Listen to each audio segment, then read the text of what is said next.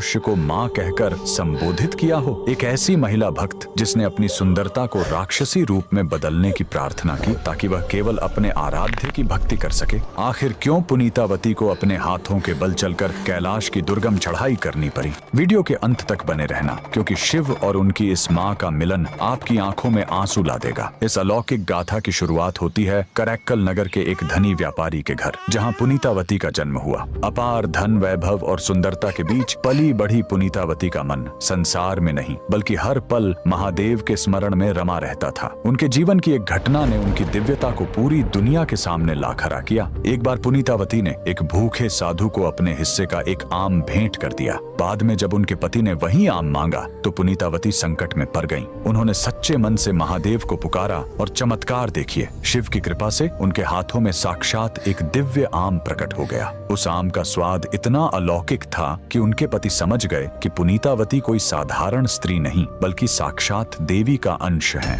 पर अफसोस, श्रद्धा के बजाय उनके पति के मन में भय बैठ गया और उन्होंने पुनीतावती का त्याग कर दिया। पति के वियोग ने पुनीतावती को पूरी तरह वैराग्य की ओर धकेल दिया। उन्होंने महादेव से एक ऐसी प्रार्थना की जिसे सुनकर देवता भी दंग रह गए। उन्होंने कहा, हे महादेव, यह सुंदरता और यह कोमल शरीर मुझे आपकी भक्ति से भटका रहे हैं। मुझे ऐसा रूप दे दीजिए जिसे देखकर कोई मुझे छूना तो दूर, देख भी न सके। महादेव ने उनकी पुकार सुनी और देखते ही देखते वह सुंदर स्त्री एक भयानक कंकाल जैसे रूप में बदल गई। इसी अवस्था में वे करैक्कल अमैयार कहलाएं। शिव के प्रेम में डूबी अमैयार ने कैलाश की यात्रा शुरू की, लेकिन उनका मानना था कि जिस भूमि पर महादेव के चरण पड़े हों उसे अपने पैरों से छूना पाप है। इसलिए उन्होंने अपने सिर और हाथों के बल चलकर कैलाश की चढ़ाई शुरू कर दी। उनकी इस कठोर और असंभव तपस्या को देखकर साक्षात महादेव का आसन डोल उठा। जब वे कैलाश पहुंची तो स्वयं भगवान शिव ने मुस्कुराते हुए उन्हें अम्मा कहकर पुकारा।